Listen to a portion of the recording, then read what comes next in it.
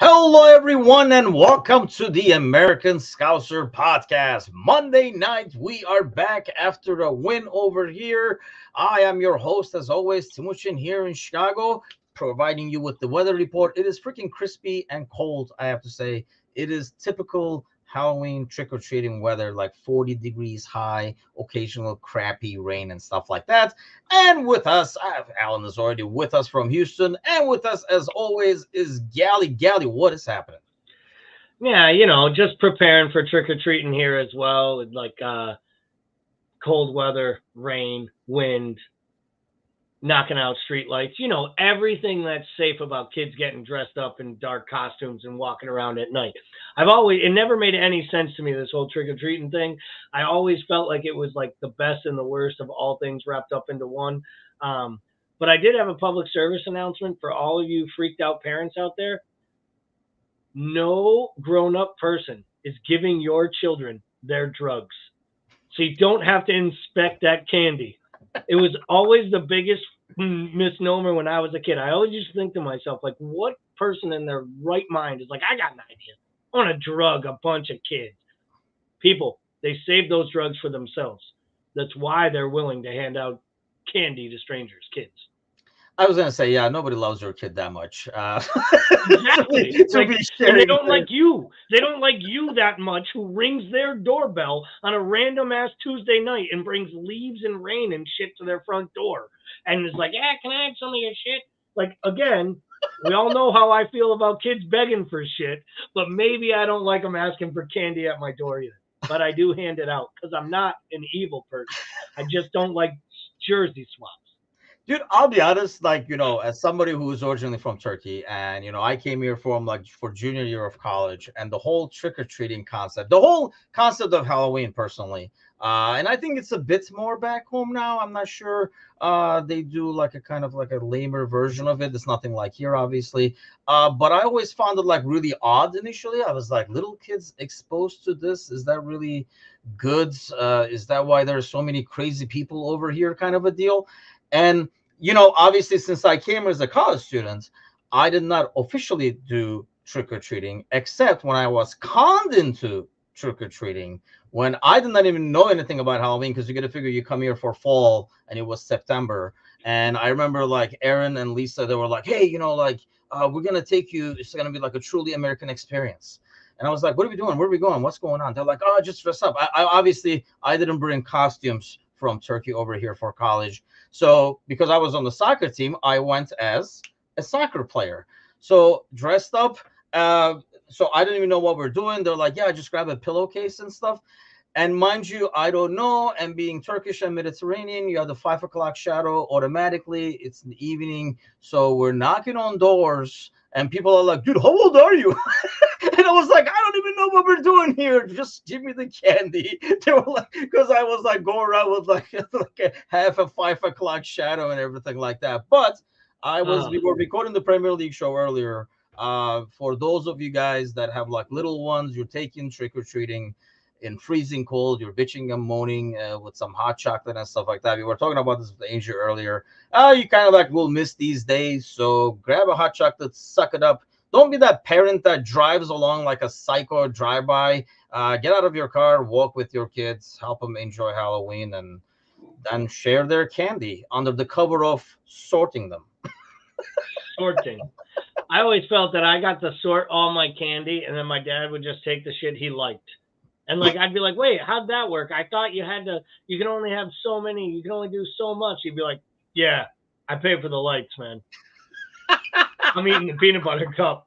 Like, you son of a bitch. And now that I'm old enough and pay for lights, thinking he had a good point. He deserved all that damn candy. I should go buy my dad. I should get my dad one of them big ass bags of candy that you can buy on November 1st, right? For 15% less than what you could have got so today. Wrong. Right? I hope your dad and is just bring listening. it to him. Be like, Dad, this is for you for all those years and for keeping the lights on. He'd probably look at me and be like, "The hell am I gonna do with this? Rot my teeth out. You gonna pay for the dentist bill?" And I'll be like, "No, I'm not. Thanks for having your own insurance." I think even worse. I hope your dad is not listening. That you're not even getting it for your dad now, but you're waiting till it goes on sale on November 1st. Actually, To be fair, that would be the only thing that my father would have heard so far in this entire fucking rant. He'd be like, "What is this sport that you're talking about that they kick the ball with their feet? What? Soccer? Really? I gotta listen to a soccer podcast?" And he'd be like, "Wait, he's gonna save money on November 1st? That's my son. Why don't we just if he could, he'd have trick or treating on November 3rd, so that all the candy my mom bought every year would be at a discount." Yeah, see, that's another thing. Some dads would be proud of that moment and be like, "That's my boy, thinking smart. I've taught him well." I can see that. I can see that. So let's talk about Liverpool stuff. Obviously, there'll be a lot of there were like not a lot of scary moments, right? This weekend, it was kind of like a smooth sailing overall. I feel like it was all treat. Let me ask you this though: were you before that goal, the first goal came? And let's face it, that was when Forrest almost like got like hustled into trying to push up and lose the ball. And they probably one thing that Parker told him to avoid being countered on is how we is scored. Were you like, what was your level of confidence that a goal is going to come after watching the first 20 minutes or so? So after the first 20 minutes, I did think that it was going to take something kind of to unbreak it. It was going to take a mistake by them, maybe a set piece that we could, craft up a play, or let's be honest, guys, like a lot of our breakthroughs this year have been from the penalty spot. I think we've had 4 different penalty attempts, and 3 times Mo made it, and the other time he missed and then made it on the rebound. And all of them, I think, were our first goals in games. One of them might have been the second, but they were at critical moments, let's say. Definitely. And we have struggled a little bit at creating from open play, less than we have in years past. So I think I was a little concerned. I think my biggest thing in this match was I felt like our attack between Jota, Mo, Diaz, early, even Darwin looked good. And they looked like they were connecting and linking up. And to me, this looked like a match from minute 1 that Szoboszlai was going to be the best player on the pitch. And I think he kind of continued that.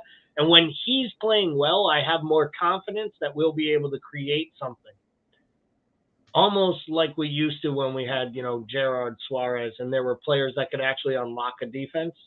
And it's been a while since we've had a player like that. And I think that kind of gave me some confidence. But, if I were saying on a percentage, probably like 60% confidence, 65. Okay. But I didn't feel by any means it was going to be easy. And it ended up, in my opinion, being one of the easiest afternoons I can remember in a long time. Yeah, because these games, I mean, especially when like when we played, I think the Villa game comes to mind, and this game are probably like the easiest of the season, right?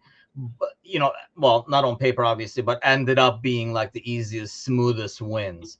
But I think with like the Villa game, we kind of expected a team that was not going to play, as a low block and stuff like that. It was a matter of more about probably defending them and not conceding more than anything else and stuff, right? Whereas with Forrest, I think you kind of like and we've seen these horror movies, speaking of Halloween, where somebody parks the bus, we huff, we puff, and then they get a stupid set piece or a counter or something like that, and then they score the goal. We've lost a lot of points like that over the years. So there's always that worry.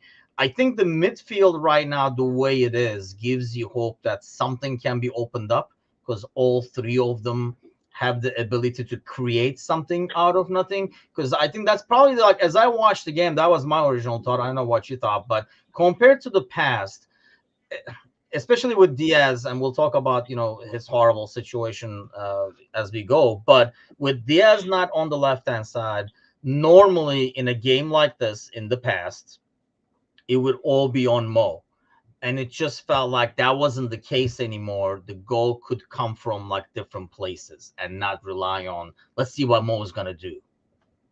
Yeah, and I think that starts with having creative players in the midfield. I think it also starts with, I thought Jota had a very good game on the left, which I don't normally ever say, and I'm never a big proponent or fan of. I've made comments, and I know I can be a bit of a Darwin apologist, not nearly like some of the other people on this channel. Oh, we have worse. We have worse. The bar is high. Please.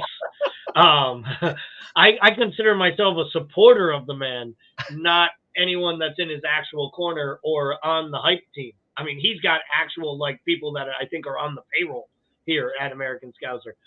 But I thought his runs were really good all match long, actually moving defenders around and creating space. And we've talked about that for a while now. He probably doesn't get enough credit for a lot of the good things he's starting to do because he still has the big glaring misses. But I think he's starting to figure out how his actions on the pitch actually work to make other players around him better. And I think we see that with Mo, but more importantly than anything, I think what we see is that there is a creative spark on both the left and the right side of this midfield when you have Gravenberch and Soboslai lined up. And then when you add in the fact that there's an argument on his day that McAllister is every bit, if not more, creative than both of them if he's allowed to deploy forward. And I think in a match like this, where they wanted to play on the counter but didn't come out to counter, they didn't have a target man who could hold the ball up.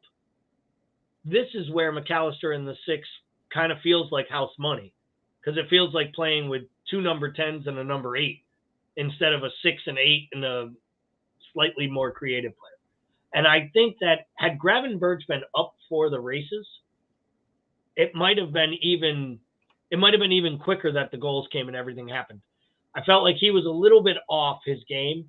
Almost looked like he might have played a few too many minutes recently and might need a little bit of a breather himself. See, that's funny you say that, because I know we were like talking about this, and I know somebody like in the morning show mentioned it as well in terms of like minutes, having played Thursday and, played really well too. Do you think it was tire legs, or, I mean, to me, it almost felt like the places he struggled was when we were doing our really fine interplay.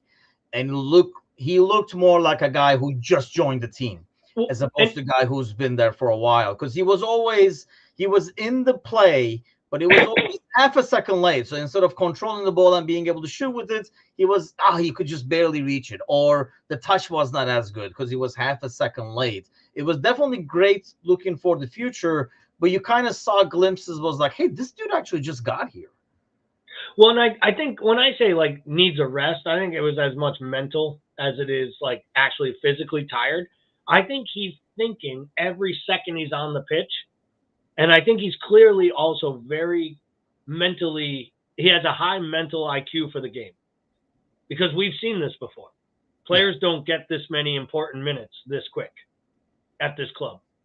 Like, he'd be trotting out Harvey Elliott, even if Gravenberch is the better player, if he thought Elliott was more mentally prepared. I think he believes in Gravenberch. I think now Gravenberch had 2 or 3 really good sub appearances, got a couple starts. And I think with all that, you start thinking a little bit more. You start trying to plug yourself in. He wants that goal. He wants a league goal to make up for the big miss. Like, there's so many different things still coming through, in my opinion, that I think he's pressing a little bit. And I think nobody in the long run will be better off than Ryan Gravenberch that Curtis Jones is about to come back. Because I think they start like flip-flopping games in the league and in Europa and in the League Cup. And I think it starts to give him a little bit more. But I will say this.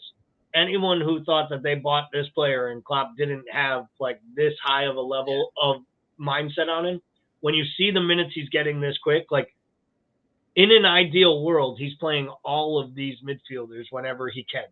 It's going to be really interesting when Curtis Jones is healthy, because he hasn't done anything to lose his spot other than maybe getting a questionable red card.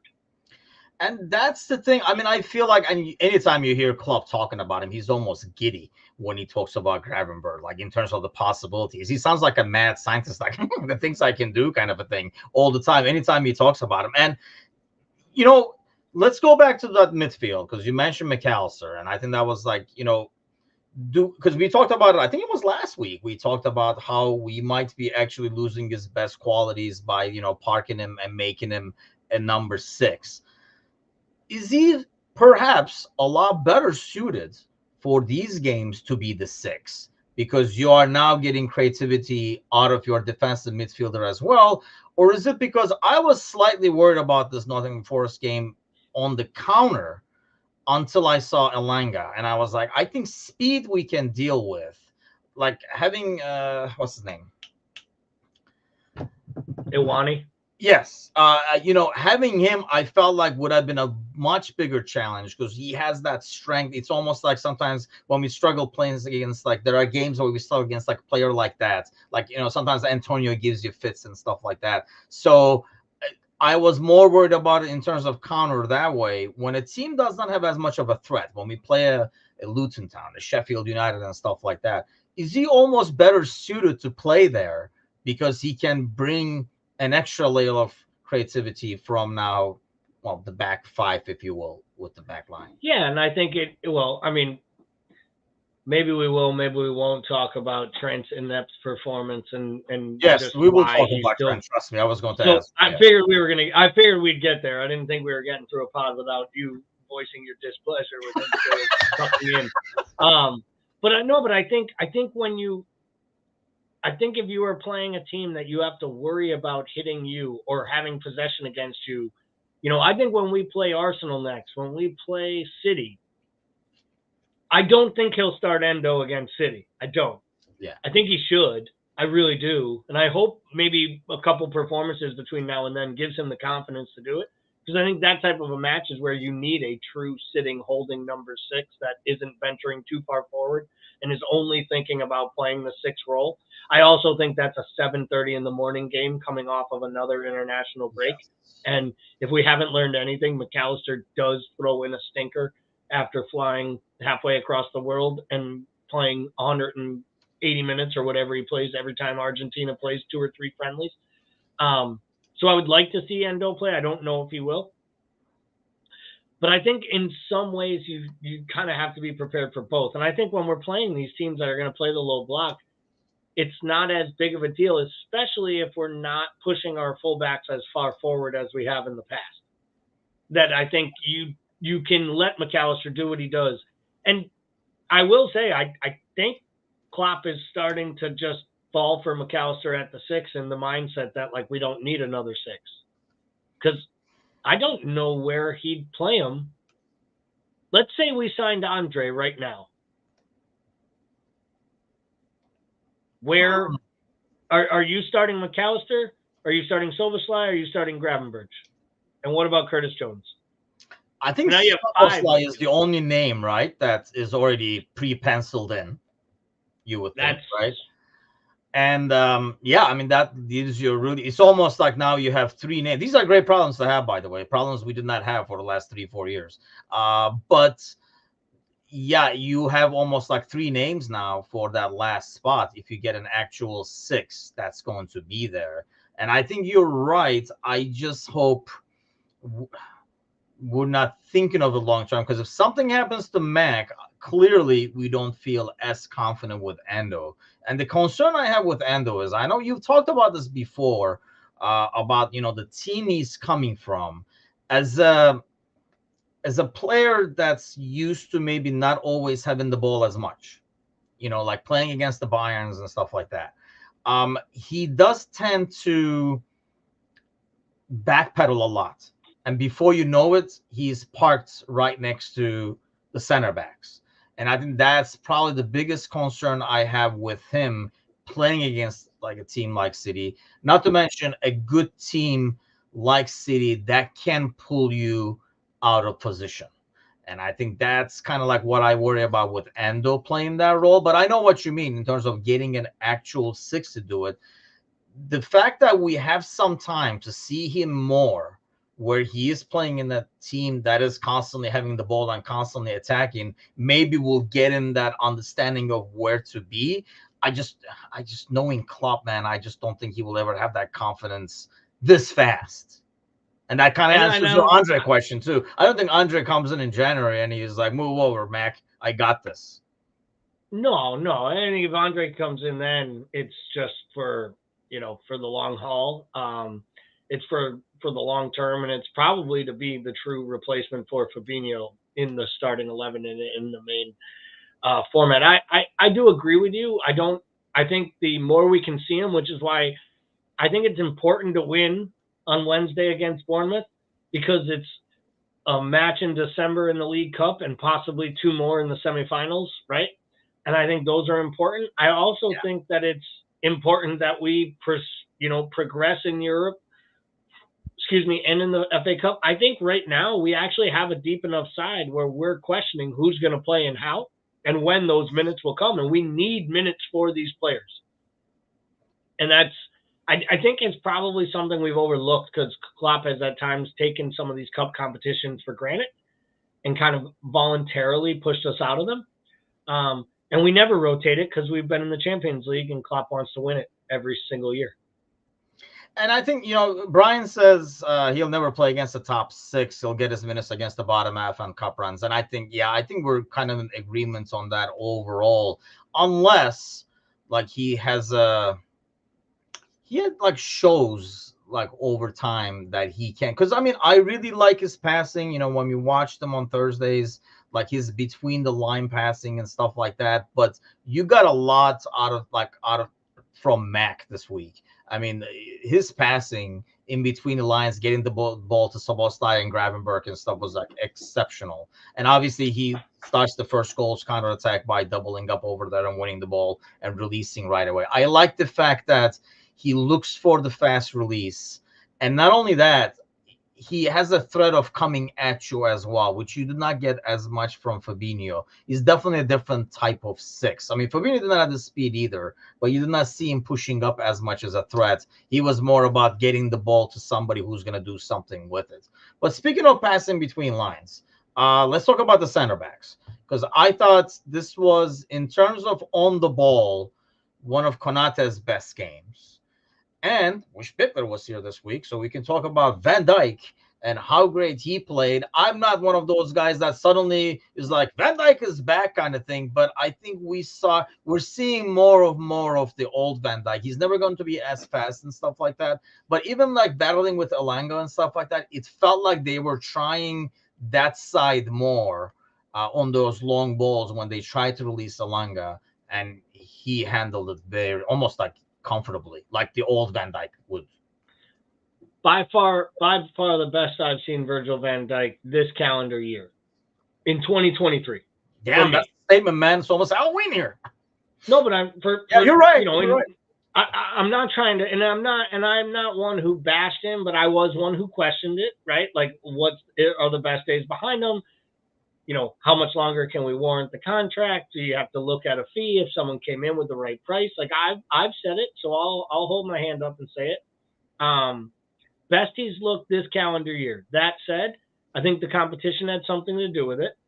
I think the fact they put Elanga up there, I mean, I for some reason thought that Chris Wood was healthy. I think if Chris Wood had started that game and you had like Morgan Gibbs White running off him, they would have just played long direct balls to him, and it might have been a harder task. They really miss Brennan Johnson is what I see watching this team. Definitely, yeah. Because he offered them movement and he offered them the ability to run behind, but he also offered them an actual goal scoring, like a goal creating opportunity. He could create a goal for someone else, or he could score a world-class goal. And I still think, like, we keep talking about how well this Spurs team is and how much they're overachieving, and people forget that Brennan Johnson hasn't even bedded in with them yet. It's going to get better for Spurs when him and Son and them start playing together. They're playing Richarlison over Brennan Johnson, which makes me question whether Brennan Johnson's ever going to fit in if Richarlison's getting his minutes. But I think their tactics were wrong, and that helped Virgil a little bit. But I do think what I saw the most was his awareness. He looked like he knew he had to cover for Tsimikas at times. He was in the right positions. I thought, like you, Konate was good. I saw some people online criticizing him. Matip should have started. He looks lazy. Coming off that performance, if you're criticizing anyone in the back four, it's the guy wearing double number sixes who basically was invisible, other than the 3 times he kicked the ball straight at an opponent's forehead when trying to avoid him and miss him in a wall. If I were a player on the opposing teams, I would not be getting in walls against Liverpool, because there is zero chance that Alexander-Arnold's going to clear the wall. Has he cleared a wall this season on a free kick? The first man defending? I can't remember. He had a couple of good ones, didn't he? That went wide and stuff. But I know what you mean. The percentage is definitely, if you're a betting man, if Tonali is betting that, it's yeah. If Tonali's on the pitch, he's betting that Szoboszlai should take the next fucking free kick. Yeah. That's the truth. We got a guy with a wand of a foot, and he's not even getting a sniff because he's either got to fight off Mo kicking a ball into Rosed, or Trent kicking it into some fucking guy's forehead on the other team. Like, yeah, especially the one that Mo took, I thought it was going to be a Szoboszlai just because of the distance, and I'm sure it was, because instead of like a, going up and down, like more like a direct shot, but that Szoboszlai would be a lot better at. I mean, we've seen his free kicks in the past. But yeah, I agree. I don't know. I think, normally, and I've said this before, like normally in a game like this, I would prefer Matip, just because what he can bring in terms of stepping up with the ball. And maybe that's why I was kind of like pleasantly surprised with what Konate did. He did not, maybe people expect more of like a Matip-like drive up with the ball out of that center back position. But we saw a lot more of like passing between the lines and finding the open man and stuff like that. And passes that were not passes you could control and move with, as opposed to, passes that were shot in there like out of a cannon, or too soft that were intercepted that you can barely touch back and stuff like that. I thought he did extremely well, but I agree that if there was a player out there, and I know I get flack all the time because I know, and I have nothing against the kid. I love the kid. But if you look at, if we saw Trent's performance, and more importantly, his body language, that's like my biggest beef, I think, like from watching this game. If we saw that in another team, we would say, how did they make this guy co-captain? The way he carries himself at times, I know he was very frustrated, but he was very visibly frustrated when I know he's trying to run around and get that ball in the middle and create. But it's almost like you got to still play within the system. And if you don't get it, you don't get it. You open up the space for McAllister, which is what was happening. The teams, he is that good that I feel like the teams would rather take their chance with McAllister playing the ball rather than Trent getting and building it, which is a great problem to have, because you have both guys who can create from that spot, but you sometimes have to be the decoy and lets the team win. He was just so visibly frustrated, and his body language, like sulking when he didn't get it or didn't get it the way he wanted it, just was like not fun thing to watch. Let's put it that way. Am I being too harsh? I don't think you're being too harsh. And I mean, you were talking to the guy, because I am basically like Mr. Body Language Police, seeing the fact that I'm basically ready. I read shit into everything I see, right? Whether it's, I read shit into what we look like during shows. I'm like, wow, he's really disappointed with that comment. But no, I think you are spot on. His body language is poor. I too, you mentioned earlier, you wish Bickler were here tonight. I wish he were here, because he's mentioned this before in the past. Yes. Especially when we would talk about the 4-3-3, right? And like our tactics when we were in the 4-3-3, we built our entire positional tactics on the whole pitch around our right back being our primary creative player. We built up Trent Alexander-Arnold literally into world-class talent, from the kid who started a random-ass match at Old Trafford on a day nobody knew that we had a kid with two last names, right? No one knew we had a kid with two first names hyphenated as his last name that would turn out to be a world-class talent, and within 3 years would have started 2 Champions League finals before his 20th birthday. But he also read all those press clippings, and he went to training every day with players, like great players. And the focus was around him and his unique skill set. And I'm starting to question whether or not he doesn't feel lost in this current setup, because it's no longer about him. It really isn't. Yeah. Even if you think about what we talk about last year, even at our worst points, what did we talk about?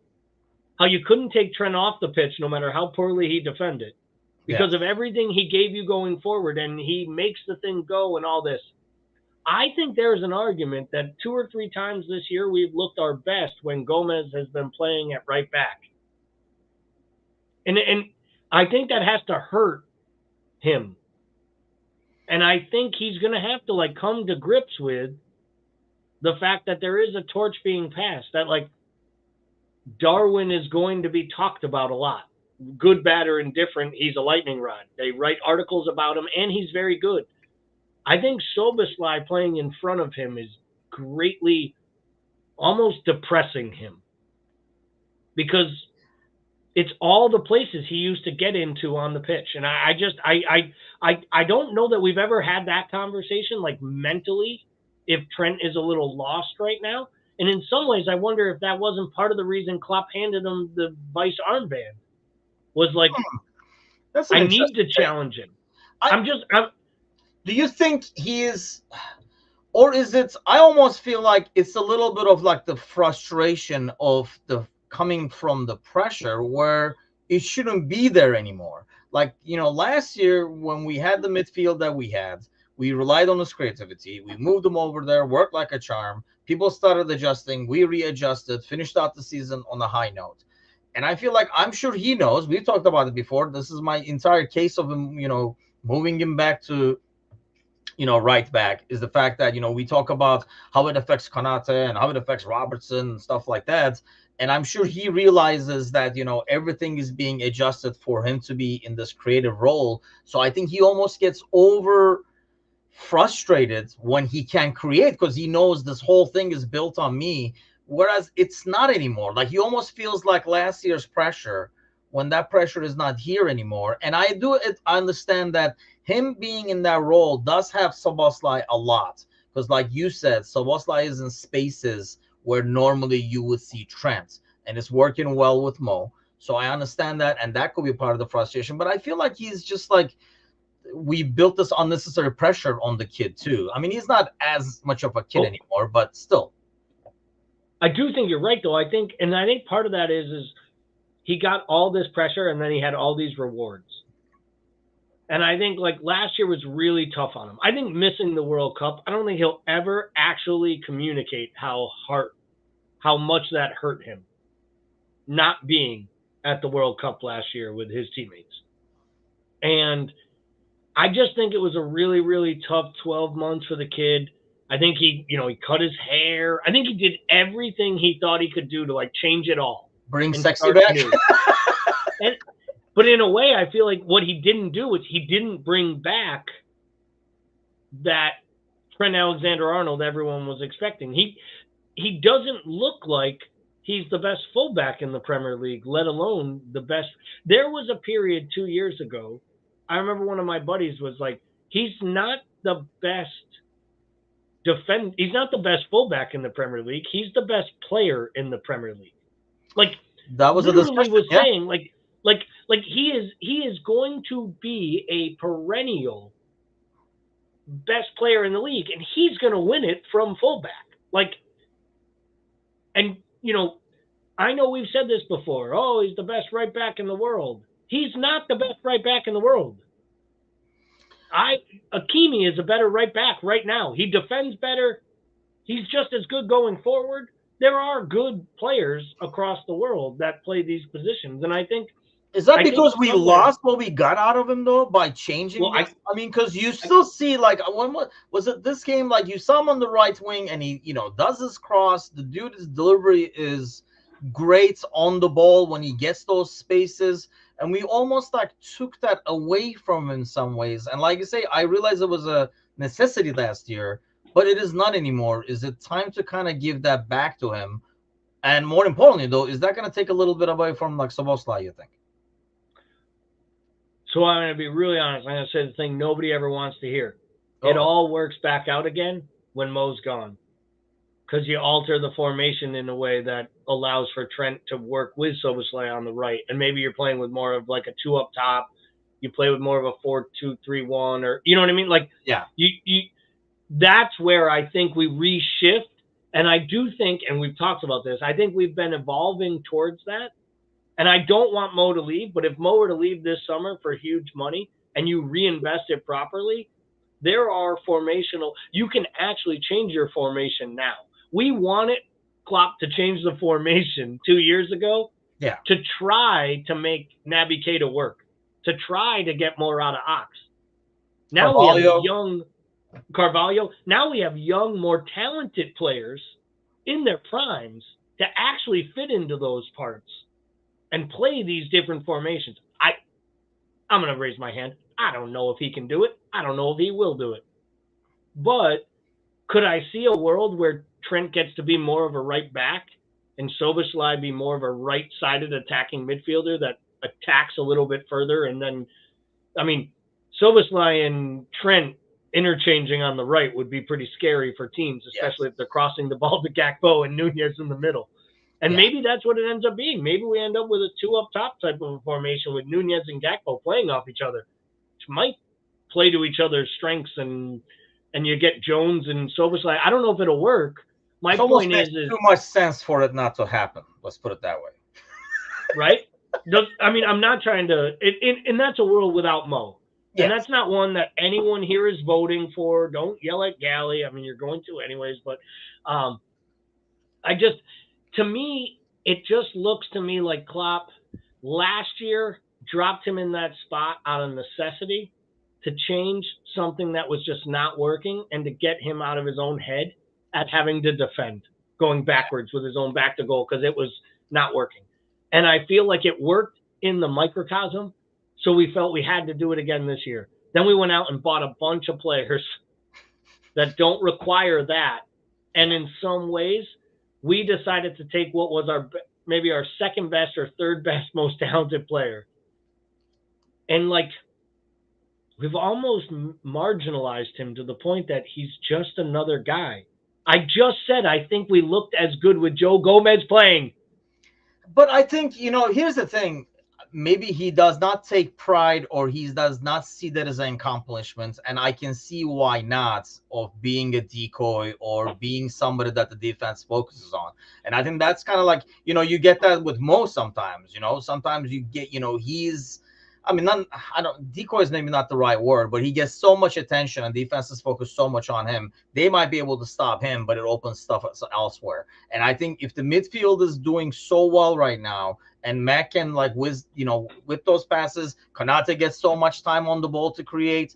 I think Van Dijk gets a lot more time to do those diagonals he loves doing. Mm-hmm. And that's mainly because everybody's trying to figure out where Trent is. Keep an eye on Trent. Keep an eye on Trent. Don't let him get the ball, kind of a thing. And I know, but as a player, I can see, especially as a young player, I can see how he might not take as much pride or joy in that, as opposed to corner taken quickly, or crossing a ball to get the assist, or cracking a shot as like a follow through in like Leicester game. I can see that, and that's natural. I don't blame him for it. It's not as glorious, but at the same time, now that he's a vice captain, he just does have to understand that it's the group's success more than your success. But it is hard for a young player who got so much success, and like you're saying, so many accolades and stuff like that, so much praise so early. It's almost kind of hard to take a step back and be like, I got this thing working over here. And to be fair, you mentioned Mo, and I think it's a really good analogy of how, like, sometimes Mo doesn't want to be the decoy. And let's be real, a couple of years ago, Mo didn't like that. Yep. If Mo wasn't the number one focal, he was a lot more selfish, in my opinion. I can say it. A couple of years ago, those times when Mane was frustrated and they had the little tit for tats on the pitch, there were times where Mane was right. I don't know that the way he handled himself was right, but his actions for being frustrated were okay. Now, I think we've seen a change in that, though. I think we've seen an evolution to Mo's game where he's become more of a playmaker. Maybe he has more faith in the players around him. Maybe the manager told him, we're not running everything through you anymore. We got a striker in the middle who scores goals. We got a poacher on the left. We got a winger. We got, a Gakpo that's like a Bobby that just brings everything together. And we got Szoboszlai behind you and Gravenberch. Yeah. And, like, I think with Trent, it just comes down to the fact that it used to feel like the game plan was dictated around Trent's skills. And I feel like now the game plan is around a more diverse set of skills across the whole table, and maybe exactly what you're saying is true, they're actually asking Trent to play the role of decoy. And I don't know that he's willing or confident enough in his own skin to feel like he's contributing when he's not on the score sheet or he's not influential, because he's always questioned about his defending, and he's a defender who plays in the midfield and yeah. and when he doesn't know what his role is, he's just abject. And I think the scariest thing with Trent, and we've said this before, is when he doesn't look like he's engaged. Yes. Doesn't look like he even wants to be there. And we're critical of Fernandez. We talked about it in the Premier League show, the Roy Keane comments. I'll be honest. There's going to be a moment where Liverpool has a really bad day at the office and he's the captain, and I'm not sure he's the guy to get us out of it. And I don't know why Klopp did it, but whatever his motivations were, if it was to motivate the player, I don't think it's working. Yeah, I mean, Sparky says Trent seems disinterested for parts of the games, and he does. And here's I guess the only thing is, just needs patience, because just like when we moved him in, and he was suddenly like creating everything, and people adjusted, I feel like they will have to readjust back now, because teams are going to realize, hey, yeah, it's great, we're stopping Trent, but they got the Sobostai guy over here. They got we gotta pay attention to these guys too, and that automatically opens up more things for Trent. So I think with that patience that will come, that's why more than performance, because I think that will change, like I say, as teams readjust and realize how deadly some of these other guys can be, and they can't just worry about Trent and Mo and forget about everybody else. Maybe they could in the past. They can't do that anymore. I'm hoping like down the road, that's why the body language worries me a lot more than performance, because I think performance, like ineffectiveness, like he was barely visible, that's fine and dandy if you're the focus of defending, and that will come back. You'll have more space, and the kid is ridiculously talented and has the vision, so he will do what he can do. But the body language part, until then, you got to keep your composure and realize that, hey, we're still freaking winning. And that's all that matters, kind of thing. I think that's what I kind of want to see from him. But let's see what happens. Like I said, I really think teams will adjust, and then, we'll go back to getting more of the Trent that we're used to, because he'll have more time on the ball. He really does not have much time on the ball. And I feel like the moment he gets it, he almost forces it, knowing he's not going to get that moment again anytime soon. Whereas in the past, when he was on that right wing, they could go back and forth with Mo and, Hendo and stuff like that. And he knew, the ball is moving, I'm going to get it back, and I have more opportunities to do something with it. He does not have that as much anymore. Hey, Sparky's here. Can we not talk about Henderson right-hand passes, left-to-right passing, please? We don't need to start that. We don't need to get that going again. Just kidding, Sparky. I'm amazed there hasn't been a comment on that yet. I'm sure he's typing, maybe like he's eating at the same time, so the typing is going slow or something. Okay, let's talk about Wednesday real quick before we go. Bournemouth away. This is a little different, right? Like when we talk about Europa, and that's why I want to get your take on like what kind of a lineup you want to see. I think with Europa, we're okay with like full rotation, get anybody and everybody, because it's 6 games. You're gonna win the group either way, kind of thing. Whereas this is a totally different scenario. How much of a do you want, like a Europa lineup on this thing, if you will, or do you want something slightly modified? No, I think we need a slightly modified lineup. I would start Kelleher, though I will say I would like to see Kelleher make a save, because I feel like every shot that's been on target since he won that cup final has basically hit the back of the net. And he doesn't look like the same keeper that he has in the past. So I would like to see Kelleher in net. I would give the kid another run out here. I would start Kwanzaa and Matip at the back. Okay. And I would start Gomez on the right. And I think the Chambers kid deserves another start on the left. Okay. And I thought he was fine in the Europa League. He wasn't great, but he was okay. Yeah. And I think Tsimikas was fine on Saturday. I was just gonna say, like, I can't even like think of a lot of things Kostas did, but nothing negative either, so that works. He went forward a couple times. I would have liked to have seen him go. He went a little Henderson on me, kept passing the ball backwards. I was like, what are you doing? You have a great left foot. Go at someone. But I think he didn't want to make a mistake because he knew They weren't trying to go forward. So I'm basically flipping out the entire back five from the start. So I I guess was I'm gonna say, calling yeah, for you all said that. Okay, let's keep going. Endo. wholesale changes. And then I'm starting Endo and Jones and Elliott in the midfield. Okay, and who is up top? Well, I think up top you don't have a choice. I think you start Gakpo, probably Jota and either Nunez or I don't You love put the idea of Harvey starting as like Mo. right wing maybe, and You could, and then get what do you do? Gravenberch in No, there again. but I just feel like Gravenberch needs a little bit of a rest. I think McAllister probably needs a little rest, and I think Soboslai probably needs a little rest. And so I think you got to do this. So maybe you just did it. Maybe it's Mo on the right.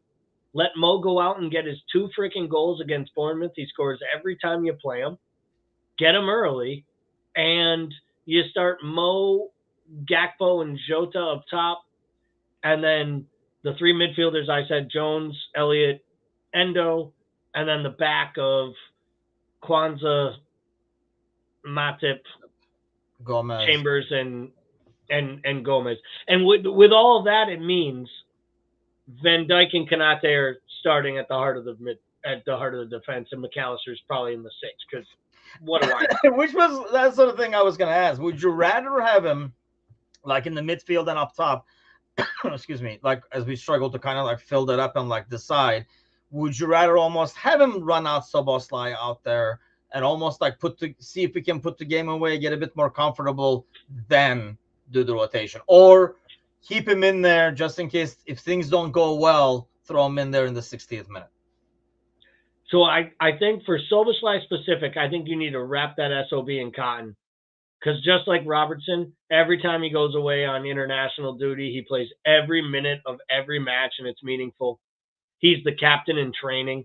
He never gets an off day, just like Robertson never did. So I always said Robertson's minutes on international duty were never equal to like Henderson's minutes on international duty. Yeah. Because exactly. Robertson is asked to carry Scotland the way that Soboslai is asked to carry Hungary. So I think for Soboslai specifically, I think he has to sit and rest. Okay. I think Gravenberch needs a rest, but he's the one I would start of the 3 if I were going to give someone a run out and play Elliott up at the top.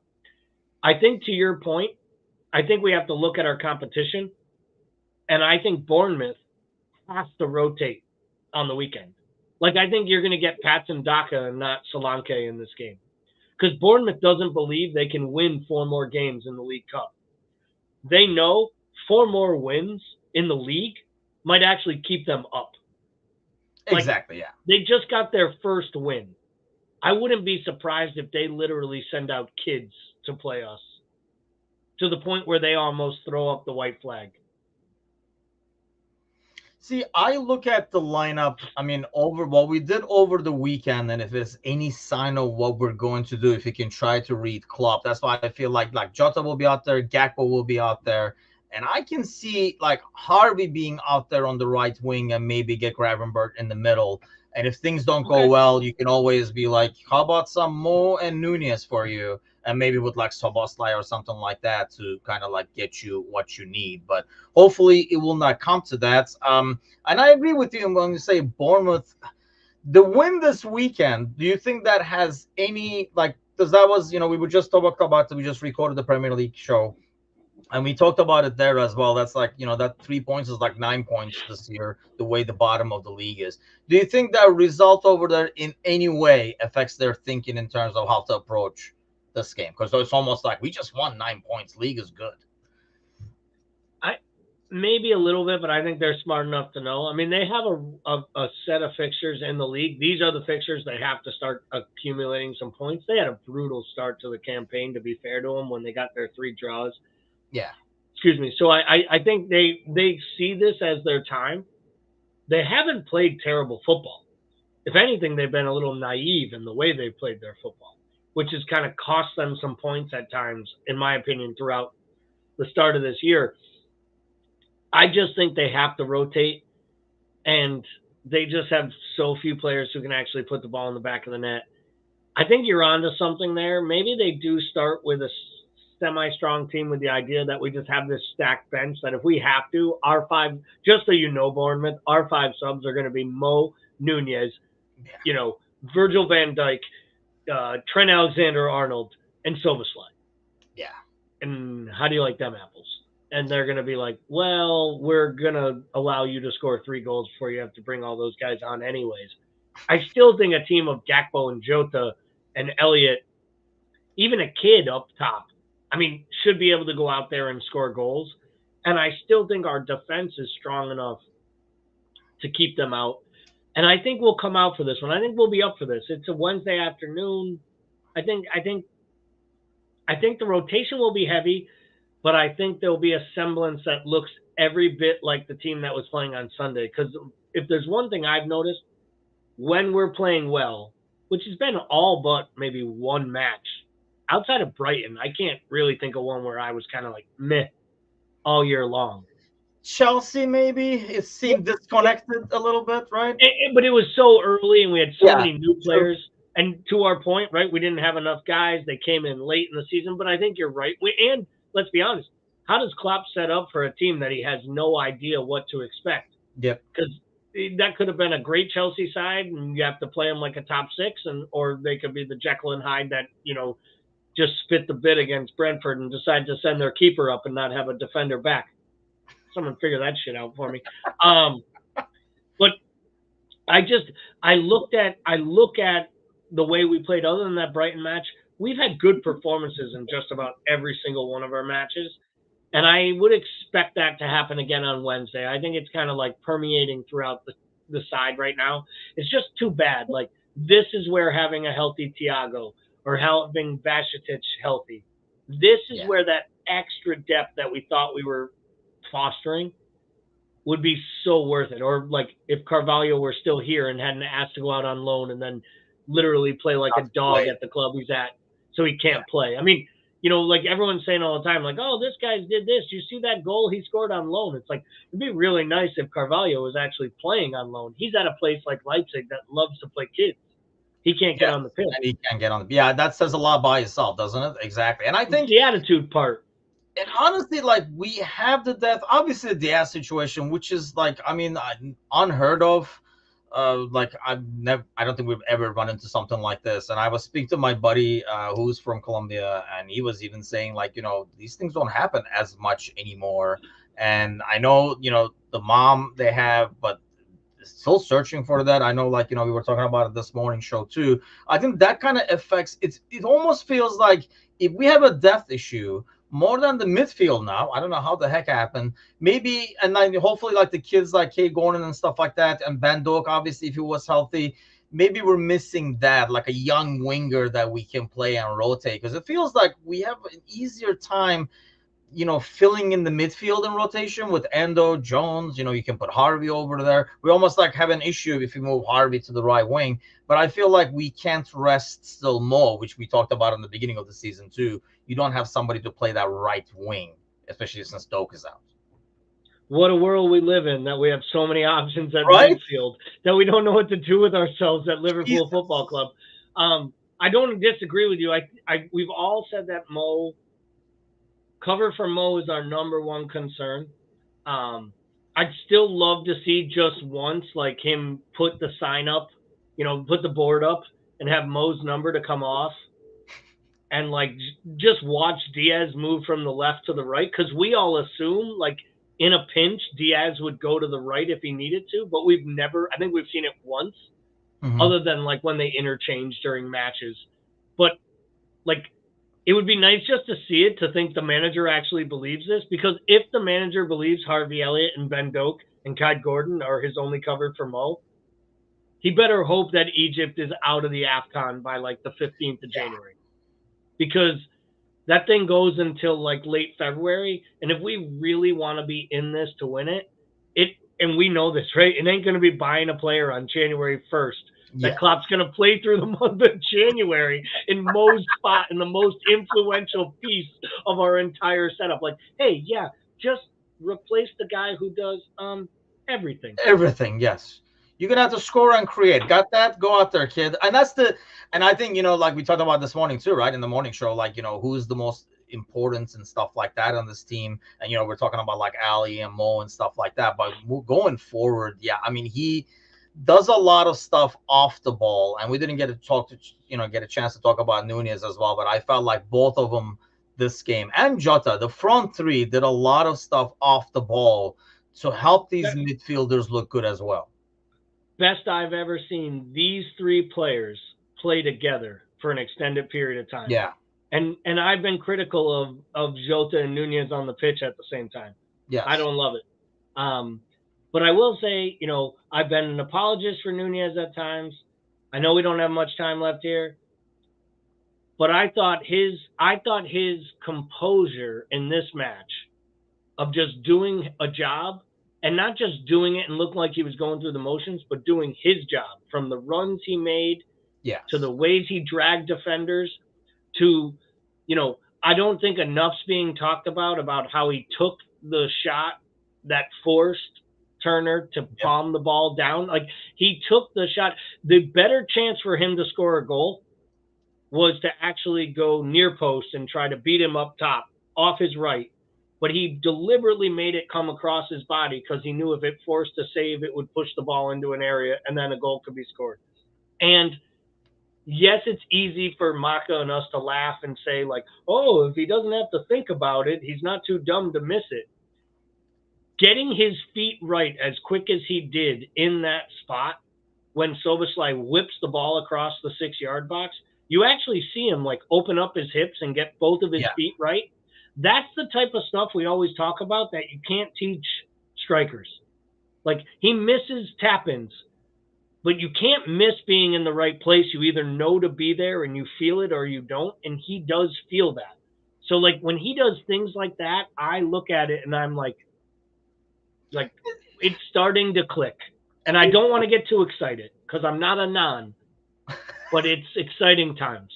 I mean, here's the thing. The kid has been put in an impossible position, and this is what media does, right? Like, when he scored that goal, it was like, oh, I don't know how much Nunez knew about it.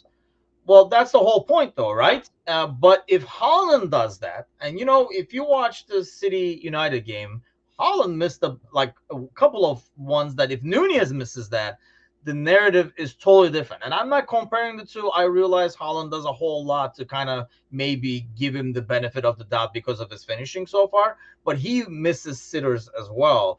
But if Haaland scored the same goal Nunez did this week, the commentary is, oh, his reaction on the ball, how he, what he did, how you explained it, that will be the narrative. When Nunez does it right now, it just becomes like, I don't know how much he knew of it, but the ball was fizzed in there, like he was like a freaking like wall over there that the ball bounced off and went in. He adjusted to tap that thing in. Easy or not, either way, him being able to do it. Sadly, he's not going to get credit for those things until he does maybe a lot of it, kind of like Haaland. And I get it. That's part of being foreign. That's part of the Tell me about it, bro. Tell me about it. Exactly. You know the drill. But it is, though. I mean, it's part of it. And for whatever reason, even though Haaland is foreign, they remember, these same English reporters remember his dad playing in England. They remember the leg break against United. They feel bad for, like, there's a story behind Haaland that's been there since he was a little dude. Yes. Like, people talked about how he grew up a Leeds supporter because his dad played at Leeds, and like, that just lets you know. Could you imagine that, like, Vigo-looking SOB with that long hair rooting for Leeds? You want to kick that kid right in the nuts. But I think what it comes down to with Nunez was, I think it was Matus. There was a moment in the second half where Darwin, like, gets tied up with a defender. The defender clearly just throws themselves to the floor. Darwin does nothing, doesn't touch the guy. Yep. And the announcer, the color commentator, goes right in on, like, just a ridiculous moment by Darwin Nunez. No need to do that. And I remember Matus right in Discord being like, Darwin doesn't touch him. He turns the guy. The guy flops because he knows he's about to get run down. And this announcer, instead of just saying, great sell job by the center back right there, Darwin Nunez was about to outclass him with his pace. It's just a ridiculous foul by the, Uruguayan hothead who, cheers on his own goals and with the big smile. And then they like trivialize the little things he does. So it's like, no wonder why the player is so ostracized on everything he does. It's always in lights. A miss, huge problem. A goal, well, he's supposed to make those. Like Yeah. it doesn't matter what he does. He makes a tap in, it's not good enough. He makes a worldie, it's kind of lucky. He misses a sitter, he's never going to be good enough to earn this money. When ultimately his underlying stats say he's been Yeah. a huge success, like a unwarranted success. Yes. And, But I like, think it's a vicious cycle, right? Because of that ridiculous commentary, it almost feels like we're a lot more over defensive, not a non-level defensive, but we're still like well, no, over defensive, right? And then that triggers even more media reaction. So it's like a vicious cycle. And I think until he kind of does it consistently to basically shut people up, and I don't know when that will happen. But I think that's what's going to stop that, and people are going to realize that. Otherwise, yeah, like Brian says, it's just typical media. This is what they do. But before we go, it's always prediction time. Bournemouth away, cup game. What you got? I'm coming off the special. Damn. I'm calling for a clean sheet, 2-0. And it's really 2-0. It's not that close, but it's 2-0. Mainly because we do heavy rotation, and I just think it takes a little time to get going. But I'll go 2-0. They win, move on, and I'll say it right now. I don't know why, I feel like we win this title. We win this cup. We win this competition. I think it's really important because I think it could be the galvanizing moment for this team to lift a trophy together in like February and hopefully spurn them on for what they need the second half. Because we can all say mentality monsters all we want. This is a new side. It's a new team. It's got new captains. It's new everything. And I think winning a trophy, letting Virgil pick up that trophy, celebrating at Wembley, I think it can go a real long way for us, like challenging for the league and possibly winning the Europa League title as well, which I think is a real goal for this side right now. Yeah, I agree. I think, winning brings more winning, and this 2.0 version has to start getting some stuff, regardless of what it is. But Allen is going for 0-4. I'm thinking he's doing like the away score ordeal over there and having us win 4-0, I hope. Shelton is going with the Timuchin special, and you know what? My special is back, baby. I went with the 4-1 over the weekend. I'm bringing the special back, the house special, Timuchin special, 3-1. I only feel like we don't keep the clean sheet just because of when we rotate so much, there's always some kind of weird disconnect that causes a situation where we get scored on. And kind of like you mentioned earlier too, I don't have full confidence in Kelly. He's not the guy. He's not the Keller that we had last year. And I don't know, fair or not, maybe we don't see a lot of him, but I just don't feel as confident with him in goal as I used to. I know he's not going to make those like alley saves that's, flips a game on his head, but still, it just does not give that comfort when a ball is thrown towards our goal. I worry as opposed to being confident. He used to look like a starting goalkeeper. Like 2 years ago when we were in those runs, I never once would have questioned that he wouldn't have done what Matt Turner did and get himself a job to start in the Premier League. And really, those offers didn't come in. The league offers we got were from outside of the country. We're in the championship. He didn't want to take the pay cut, clearly, which I don't blame him. You're a professional. But, I don't see anybody arguing in Discord anymore whether or not he should be the Ireland starting goalkeeper if he's not even getting called up for Ireland during senior cap appearances. Yeah, he's getting passed over at this point. And, there were clubs offering $30 million for a backup keeper, and we turned it down because we thought we'd get more because he was coming off a huge year. And I think we'll be lucky this offseason, and I do think he gets sold this summer. I think we'll be lucky to get 10 or 15 million. I think he has dropped down to the Matt Turner-like $10 million offer for a team that might stay up. But you never know. I mean, like I say, he will get the good news is I think he's going to get a lot more opportunities to maybe change that narrative. But, we will see. We'll see if he keeps saying it's a great opportunity for Kelleher and replace Ox maybe in that narrative. But That's for another Monday. That's it for us this week. Have a great week, everybody. We'll be back Wednesday morning with the morning show brought to you by Reckless Coffee. So we'll catch you guys then. Take care.